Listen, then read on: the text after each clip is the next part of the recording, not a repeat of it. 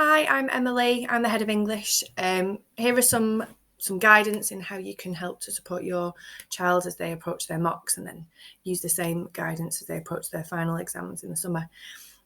With English, there's two qualifications, and I think most teachers would say that you can prepare for them in different ways.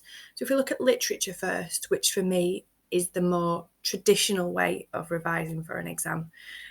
For all of the literature texts that they're studying, they need to understand the character, the plot, and the theme of each text, and that's the basic. They need to be able to write about them at length and analytically.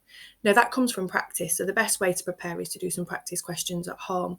But actually, if it's about the knowledge that they need to work on, there are loads of websites that will help. So BBC Bitesize is really straightforward, it's easy to navigate, and it's in really simplistic language. So actually, it's a really quick tool to do some revision for literature. There's also Seneca, where there are courses that the class teacher can upload and add them to, and they're a bit more comprehensive. And there's GCSE Pod as well, which is easy to navigate, and again, it's full of really good information, and they can revise the knowledge and also practice the skills on Seneca and GCSE Pod too. It's also really useful for them to make sure they've got their exercise books, because they will have done lots of practice work in there, lots of notes from class responses and modelled responses, and looked at past papers and things like that. So it's really important that they're using those. So again, it's about making sure they understand the knowledge, but also practicing those skills for writing a longer response. They need to be writing for 45 minutes, including planning time. So it's about stamina. And the more they can have a go at doing that at home and in school, the better their chances are of being able to write a really detailed response. And they can bring those in, pass them to their teachers. Anything additional they do, we're happy to look at. With language, it's about preparation, because it's the exams unseen.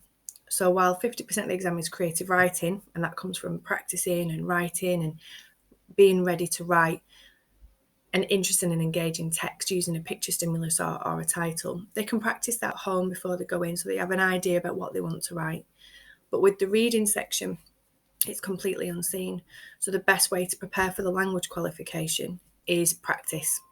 Now, they will have in their exercise books, I am absolutely sure, lots of past papers, and if not, we have hundreds of them. So I'm happy to distribute them if you want to come and see me. I'm happy to put them on Teams or print them out for them. But again, on websites such as Seneca, GCSE Pod, there are lots of past papers on there too. If they just type in AQA, language or literature past papers, there are loads on the internet that they can use. They probably won't be used in school, but it is about practice makes perfect. One thing I will say is just be careful of using anything on YouTube that isn't exam specific. So there's lots of really good videos on YouTube about each of the set texts. If you're doing Animal Farm, researching the videos on Animal Farm or the poetry, there's lots of really good stuff on there. But not everything on YouTube is brilliant. And it might be worth typing in the name of the text and AQA, which is our exam board, because that way it'll filter out the videos that are specific for what we're studying in lesson. But yeah, so in a nutshell, lots of practice, lots of past papers, but GCSE Pod, Seneca and BBC Bitesize would be my go-to places for revision materials.